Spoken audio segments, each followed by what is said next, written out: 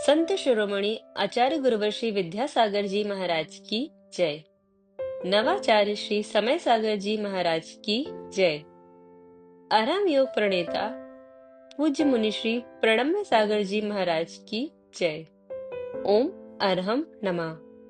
स्वाध्याय प्रेमी बंधुओं, युग श्रेष्ठ आचार्य भगवान श्री 108 विद्यासागर जी महाराज के सरस्वती पुत्र अभीष्ट ज्ञानोपयोगी प्राकृत विज्ञ अरहम योग प्रणेता मुनि श्री प्रणम्य सागर जी द्वारा रचित नई छड़ारा का अनूठा स्वाध्याय गुरु आशीर्वाद से सतत जारी है।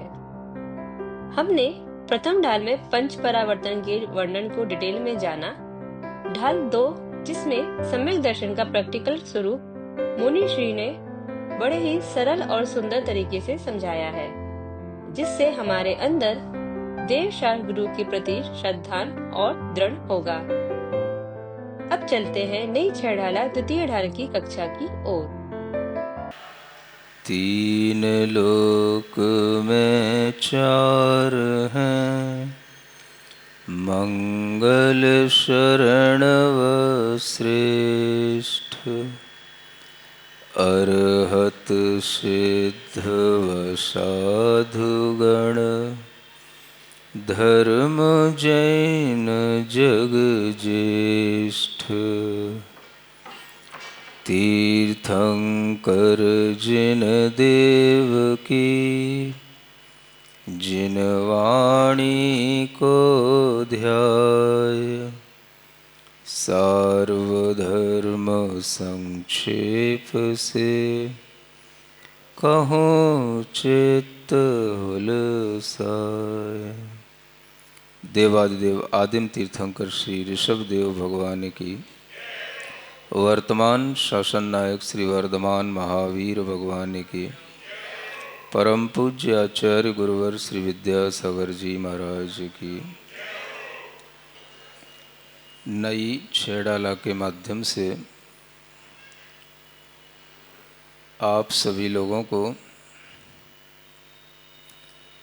द्वितीय ढाल के कुछ छंदों को अर्थ सहित पढ़ते हुए व्यवहार और निश्चय सम्यक दर्शन के बारे में बताया जा रहा था। जो सम्यक दर्शन हमारी आत्मा का गुण है, उस गुण की प्राप्ति कितने तरीके से होती है और वह गुण हमारी आत्मा को कैसे निर्मल बनाता है, इन बातों पर विचार करते हुए आपके समक्ष आज यह द्वितीय ढाल का अंतिम पद्य पढ़ना है। निज में स्थिरता निश्चय चरित्र, तीनों एक संग न भिन्न मित्र, इस विधि द्वय विधि जो मोक्ष मार्ग, क्रम क्रम तै साधो भव्य जाग। निज में स्थिरता निश्चय चरित्र। आपको निश्चय सम्यक दर्शन और निश्चय सम्यक ज्ञान की बात ऊपर के छंद में कही थी, और उसी क्रम में यह निश्चय चारित्र की बात आती है।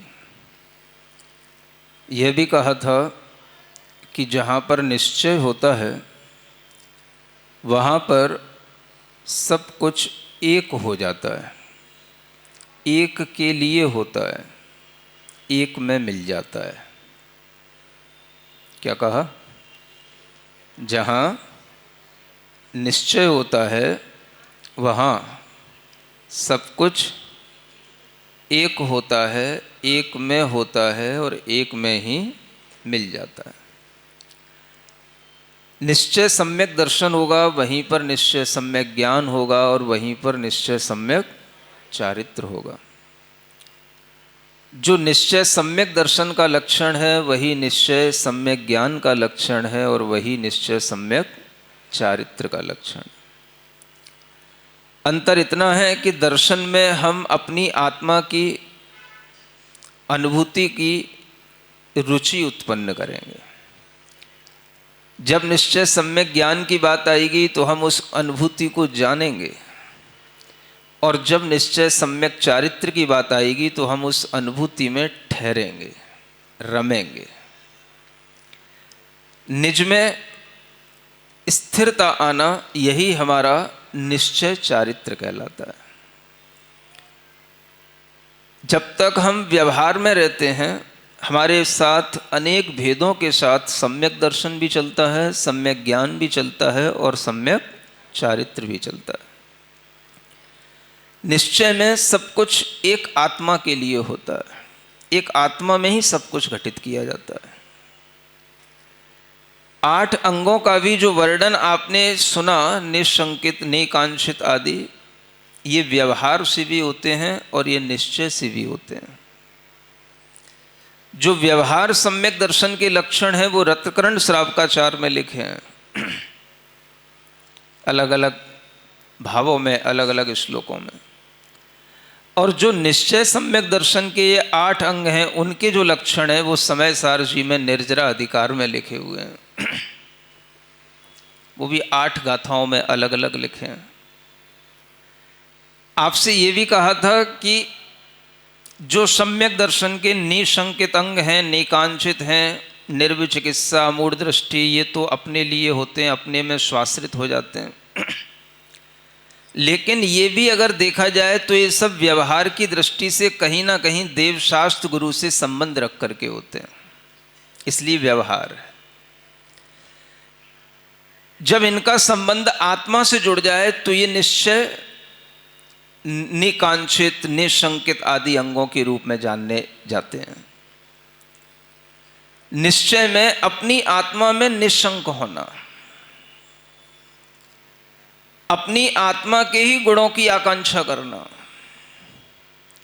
अपनी आत्मा में उठने वाले कर्मजन्य जो भाव हैं उनमें कोई भी ग्लानि नहीं करना, ये निश्चय निर्विचिकित्सा अंग है। अपनी आत्मा में उठने वाले राग, द्वेष, मोह आदि भावों में मूढ़ नहीं होना, ये निश्चय अमूढ़ दृष्टि अंग है। सुन रहे हो? अब आपको एक एक गाथा नहीं सुनाना चाहता, गाथा का भाव बता रहा हूं। समय सार में इन 8 अंगों को निश्चय के रूप में जब व्याख्यायित किया तो इस तरह से किया।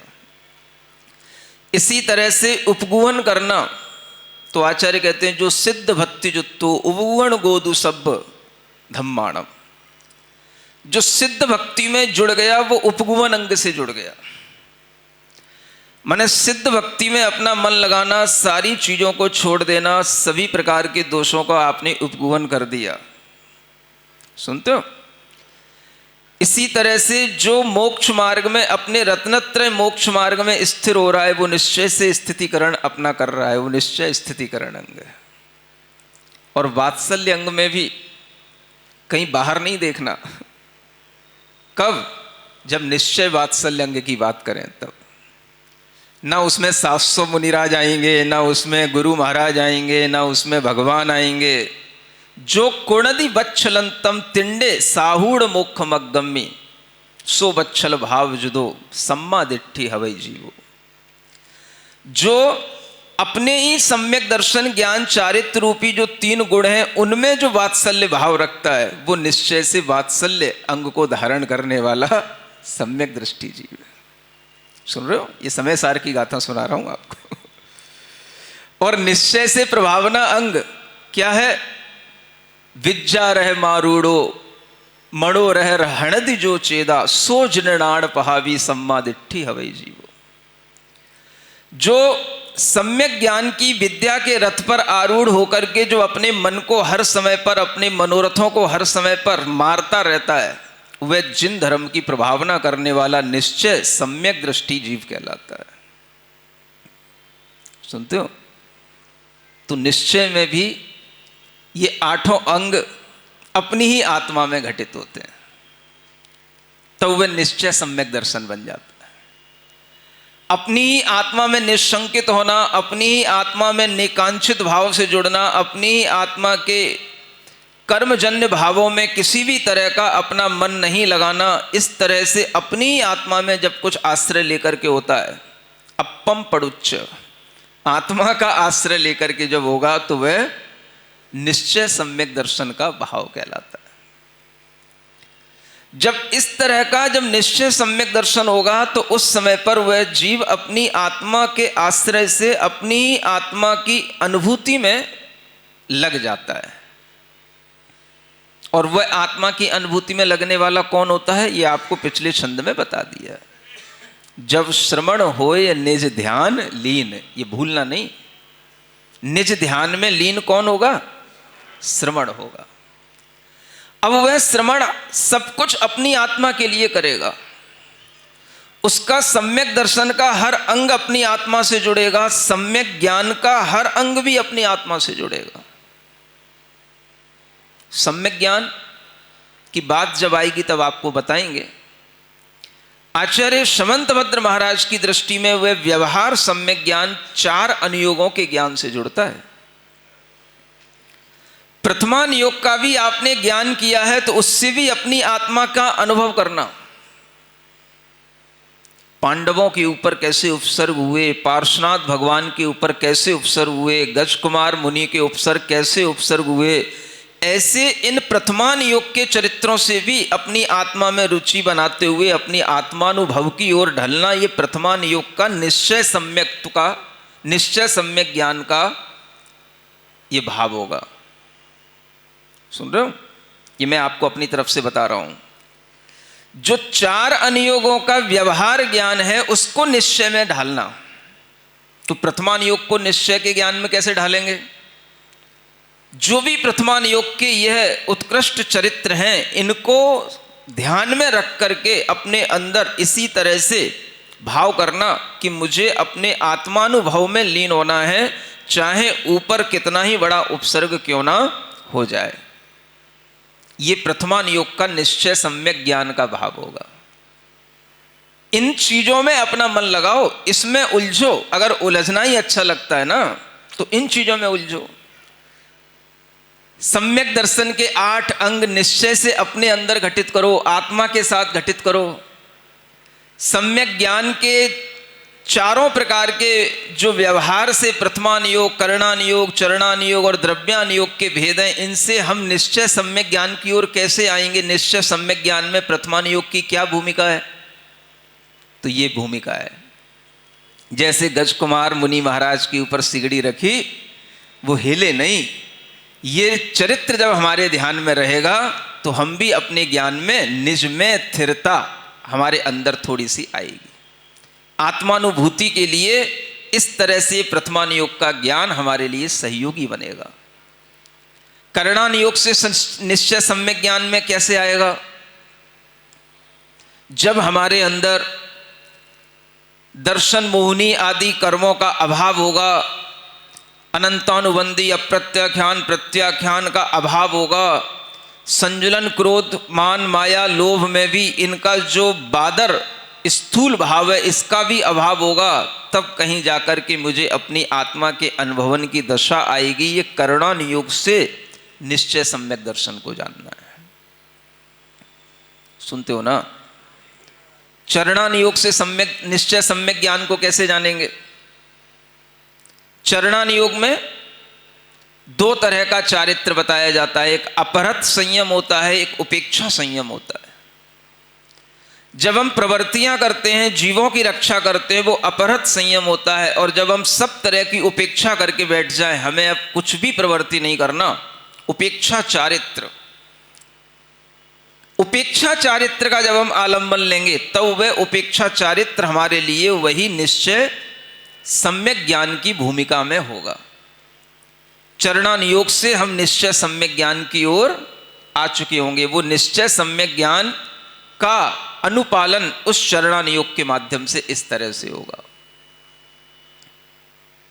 उपेक्षा चारित्र का मतलब किसी भी प्रसंग में न राग रखना, न द्वेष रखना, न मोह रखना, बिल्कुल उपेक्षा भाव रखना। ये मुनियों का सर्वोत्कृष्ट चारित्र का है। सुन रहे हो कि नहीं? सुनते तो कुछ हो ही नहीं, सुनाने और आ जाते हो। महाराज ये हो रहा है, महाराज वो हो रहा है, महाराज तुम भी कुछ करो। क्या करो? अपना चारित्र बिगाड़ करके मुनि महाराज को कभी कुछ भी करना ही नहीं चाहिए। ये सिखाया गुरु महाराज ने। जब भी आप क्रोध आदि कसायों में पड़ोगे, राग द्वेष मोह में पड़ोगे, आपका अपरत संयम भी बिगड़ जाएगा। उपेक्षा चारित्र बहुत दूर की बात है। अगर आपका अपरत संयम बिगड़ गया, अगर आप व्यवहार में राग द्वेष मोह की बातों में लिप्त हो गए, तो कभी आप सामायिक भी नहीं कर पाओगे, क्योंकि सामायिक में भी वही अंतर्द्वंद आपके अंदर चलता रहेगा। उपेक्षा भाव आएगा ही नहीं दुनियादारी से। ये उपेक्षा संयम को प्राप्त करना, ये मुनि महाराज का लक्ष्य होता है। अपने चारित्र को उत्कृष्ट बनाना, और इसी उपेक्षा चारित्र के साथ में वे निश्चय सम्यक ज्ञान में ढल जाते हैं। चरणानुयोग का ज्ञान उन्हें निश्चय सम्यक ज्ञान की ओर ले आता है। और द्रव्यानुयोग का ज्ञान तो निश्चय सम्यक ज्ञान के लिए होता ही है। सभी द्रव्यों में, सभी तत्वों में मेरा निज शुद्ध आत्मा ही उपादेय है। मेरा निज शुद्ध आत्म तत्व ही मेरे लिए ग्राह्य है। यह द्रव्यानुयोग का ज्ञान निश्चय सम्यक ज्ञान कहलाता है। बाकी सब व्यवहार है। आश्रव तत्व किससे होता है, बंध किससे होता है, निर्जरा कैसे होती है, मोक्ष कैसे होता है, जितना भी विस्तार से आप जानते जाओगे, ये सब क्या है? ये व्यवहार सम्यक ज्ञान है, द्रव्यानुयोग का, 7 तत्वों का ज्ञान। और निश्चय से द्रव्यानुयोग कहेगा कि सिर्फ निज शुद्ध आत्मा एव उपादेय, अन्यत सर्वम तु हेय, बस बाकी सब हेय है। यही निश्चय सम्यक ज्ञान की ओर उस द्रव्यानुयोग के माध्यम से आने का तरीका है। तो अपने में, अपनी आत्मा में चारों अनुयोगों के ज्ञान से सम्यक ज्ञान की ओर आना, ये निश्चय सम्यक ज्ञान है। मुनि महाराज को, एक शुभोपयोगी साधु को भी इसी तरह की उलझनों से अपने मन को उलझाने में धर्म होता है थोड़ा सा। अगर ये उलझन अपने मन की छूट गई, कौन सी उलझन? द्रव्यानुयोग से कैसे निश्चय सम्यक ज्ञान होगा, करणानुयोग से कैसे निश्चय सम्यक ज्ञान होगा, प्रथमानुयोग से कैसे निश्चय सम्यक ज्ञान होगा, ये उलझन ही उसको शुभोपयोग में बनाए रखती है। और यह उलझन ही एक साधु को वर्तमान में धर्म ध्यान कराने में साधक बनती है। ये उलझन हम कह रहा हूं, इसको भी मैं, सुन रहे हो? और ये उलझन चिंतन करने से, उलझते रहने से आती है। ये उलझन नया नया चिंतन है आपके समक्ष। आज सुबह की सामायिक का ये चिंतन है जो आज मैं आपको बता रहा हूं। समझ में आ रहा है? आप न जाने कौन कौन सी उलझनों में उलझे हैं, और इन्हीं उलझनों में अगर आप हमको भी उलझाएंगे तो हम आपका भी पल्ला छोड़ के कहीं और भाग जाएंगे। अपने को तो बस इतनी उलझन पर्याप्त है। सम्यक ज्ञान व्यवहार रूप में है तो उसे निश्चय रूप में कैसे ढला जाएगा, और सम्यक चारित्र भी अगर व्यवहार रूप में है तो उसे निश्चय रूप में कैसे ढाला जाता है। इस तरह का अगर हम थोड़ा सा विचार करेंगे, ये चिंतन करेंगे, इस चिंतन को हम उलझन कह रहे हैं, यही उलझन आपका थोड़ा शुभोपयोग का भाव बनाएगी। और अगर ये भी चिंतन नहीं आएगा तो सिवाय राग द्वेष के कुछ भी दिमाग में नहीं आएगा, वो अशुभोपयोग में सब बर्बाद हो जाएगा। जो गुरु महाराज ने दिया है उसको संभाल के रख पाना कठिन काम है। सुन रहे हो ना? ये हमारी सबसे पहली जिम्मेदारी है। जो गुरु महाराज ने हमें दिया है वो हम संभाल के रख पाए, वो ना बिगड़ पाए। बाकी दुनिया बिगड़ जाए हमें उससे मतलब नहीं है, बस वो ना बिगड़े जो गुरु महाराज ने हमें दिया है, बस हमें इतना ध्यान है। तो लोग तरह तरह से अपनी उलझने समझाते हैं, उलझनों में पड़ रहे हुए हैं और उलझनों में साधुओं को डाल रहे हैं। हमें समझ में आता है कि गुरु महाराज ने हमें यही सिखाया, शुभ चिंतन करो। आज मेरे दिमाग में पहली बार ये चिंतन आया कि व्यवहार सम्यक ज्ञान को कैसे निश्चय सम्यक ज्ञान में ढाला जाए, इसी तरह से व्यवहार सम्यक चारित्र भी निश्चय सम्यक चारित्र कैसे बनेगा, क्योंकि निश्चय में तो सब कुछ एक रूप है, आत्माश्रित है। हम जितना भी कुछ कर रहे हैं मानो अहिंसा व्रत है, वो अहिंसा व्रत हमारा निश्चय से अहिंसा व्रत तब होगा जब हमारे अंतरंग में न राग उत्पन्न हो न द्वेष उत्पन्न हो, तो वह निश्चय से अहिंसक कहा गया। क्योंकि हिंसा की परिभाषा क्या है जानते हो? ये नहीं है कि जीव मार दिया, जीव मर गया। राग द्वेष की उत्पत्ति होना हिंसा है और राग द्वेष की उत्पत्ति नहीं होना ही अहिंसा है। ये पुरुषार्थ सिद्धि उपाय ग्रंथ में ये परिभाषा दी है। आपको अहिंसा को भी अपनी आत्मा में धाना। सत्य बोल रहे हैं तो सत्य से हमारी आत्मा का क्या संबंध है, इसको समझना। अचौर्य महाव्रत है तो वो हमारी आत्मा के आश्रित कैसे होगा? हम और कोई भावों में न पड़े, आत्मा के भावों से अपने आप को जोड़े रखेंगे तो अचौर्य हैं, और जो परद्रव्यगत भाव है उनमें अपने आप को जोड़ दिया तो ये चोरी हो गई, मन की चोरी हो गई।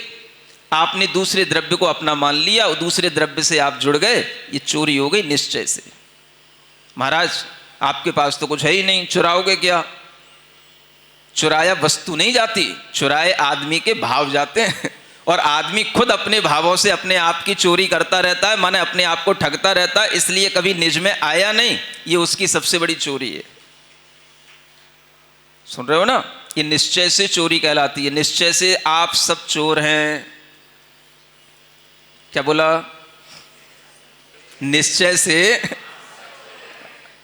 अब आप भी ऐसे बोलोगे कि आप सब चोर हैं। आपको क्या बोलना है? हम सब चोर हैं। क्यों चोर है? हमने अपने ही आत्मधन को कभी देखा नहीं और अपने ही आत्मधन को राग द्वेष काम क्रोध के भावों में गंवाया। इससे बड़ी चोरी और क्या होगी? ये चोरी आप अनादिकाल से करते आ रहे हो, सबसे बड़े चोर हो।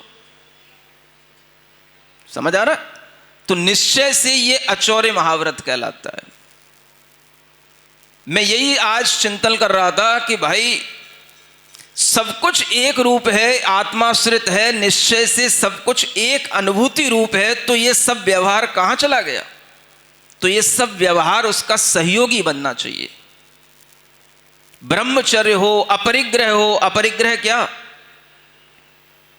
कोई भी पदार्थ चेतन अचेतन मेरा नहीं, ये भीतर का मेरा भाव जिसमें नहीं आए वो अपरिग्रह भाव है।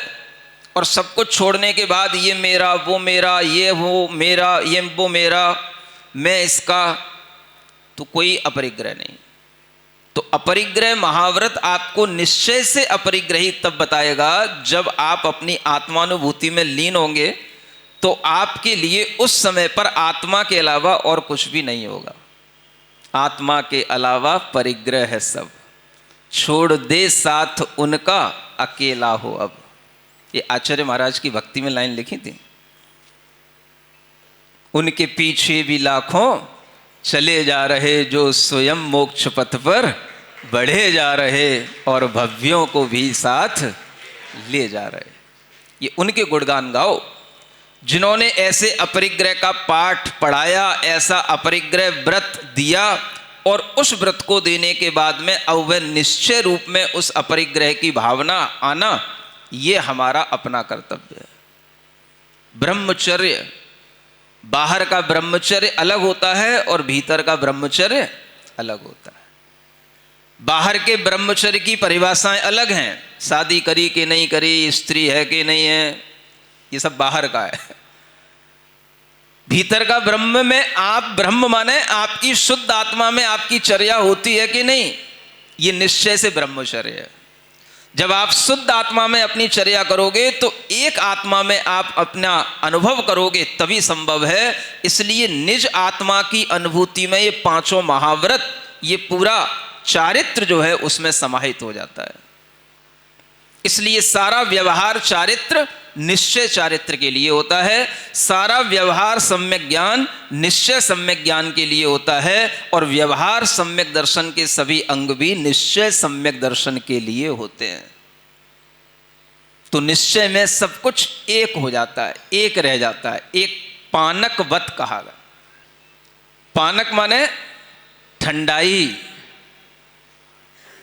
पानक माने, हाँ हाँ अब समझ में आ गया। कैसे बनती ठंडाई बताओ? केवल पानी से बन जाती ठंडाई, या केवल उसमें मीठा डालने से बन जाती है, मिश्री डालने से बन जाती है, या केवल सौंफ ही सौंफ रख देने से बन जाती है? बताओ क्या क्या? सौंफ को भी घोंटना पड़ता है, सौंफ को भी पानी में ऐसे मिला देना पड़ता है कि सौंफ भी पानी बन जाए, मिश्री की डली हो तो वो भी पानी बन जाए, और भी कुछ आपके लिए, चाहे वो बादाम हो, चाहे पिस्ता हो, सब कुछ हो, अपना अलग अलग मत दिखाना कुछ, सब एक मेक हो जाओ, उसी में मिल जाओ, और मिल करके बस एक बन जाए, उसका नाम है पानक। समझ में आ गया? एक हो गया बस, एक आत्मा, आत्मास्तु मेको अयम नः, बस मेरे लिए एक आत्मा रह जाए, उसका नाम है निश्चय सम्यक दर्शन, उसी का नाम है निश्चय सम्यक ज्ञान, उसी का नाम है निश्चय सम्यक चारित्र। जितना भी व्यवहार कर रखा है उस सबको इकट्ठा करके उसका जूस बना दो। नहीं समझे? सबको मिला करके बांट दो, पीस दो, एक पानी में मिला करके उसकी ठंडाई बना दो, बस एक ही में, एक घूंट में सबका स्वाद आना चाहिए। नहीं समझ में आ रहा है? बहुत सारी हमने पहले सौंफ इकट्ठी करी, मिश्री इकट्ठी करी, दूध इकट्ठा करा, बादाम इकट्ठा करा, पिस्ता इकट्ठा करा, है ना, और वो छोटे छोटे दाने होते क्या बोलते हो, खसखस, हाँ वो तो रही गई, हाँ वो इकट्ठी करी। समझ आ रहा है ना? तो वो सब, काली मिर्च सब इकट्ठा करी, और वो सब इकट्ठी अलग अलग दिख रही थी। 100 ग्राम ये है, 100 ग्राम ये है, 200 ग्राम ये है, 50 ग्राम ये, सब रखी है अलग अलग। ये सब क्या है? ये सब व्यवहार है। इस सबको मिलाओ और मिला करके अच्छे से फेंट दो, घोंट दो, कहीं उसमें गुट्ठे भी ना रह जाएं जब अंजलि में दो तो। नहीं समझ में आ रहा?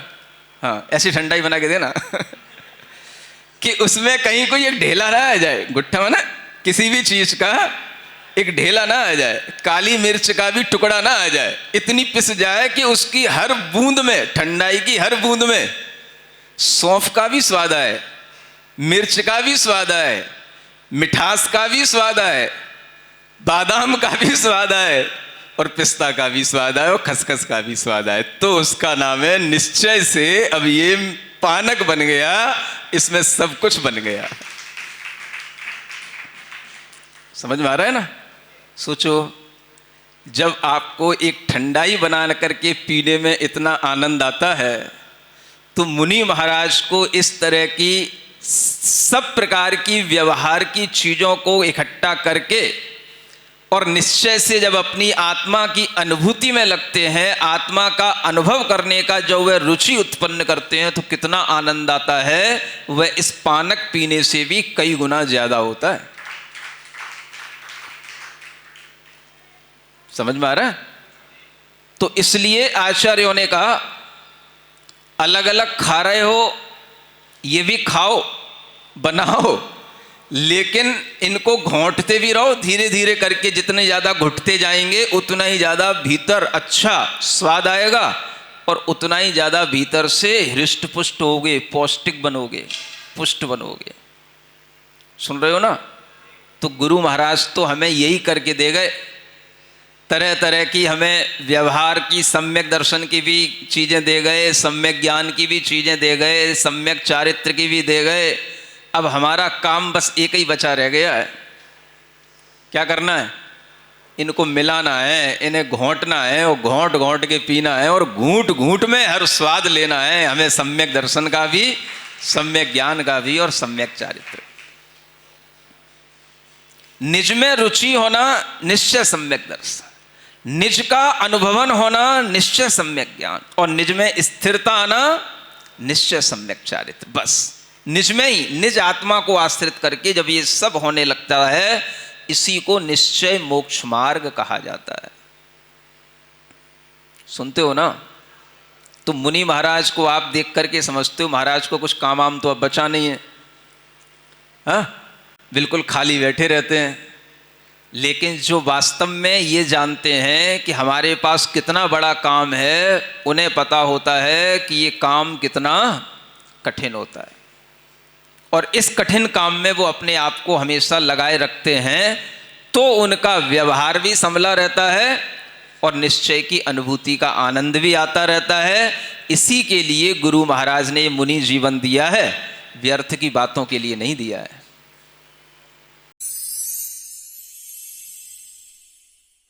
सिरिजिण वाणी जग कल्याणी, जग जन मदतम मोहरी, जणमण हारी गढ़हर हारी, जम जरा भव रोग हरी, तिथ्य राणम दिव्य झुणिम जो पड़ई सुणई मय्ये धारई, राणम सौख मणंतम धरिय, सासद मोक्ष पदम पावई, सासद मोक्ष पदम पावई। नई चढ़ाला आज का सवाल प्रतियोगिता में आप सभी का स्वागत है। आज का सवाल है, निश्चय की अपेक्षा से सम्यक दर्शन के कितने अंग हैं? 2, 3, 4 या 8? कल के सवाल का सही उत्तर है श्रवण। आप अपना जवाब हमें कल शाम 5 बजे तक भेजें। 3 भाग्यशाली विजेताओं को मिलेंगे आकर्षक उपहार। अपना जवाब भेजने के लिए लिंक पर जाएं या QR कोड स्कैन करें। ओम अरहम नमः।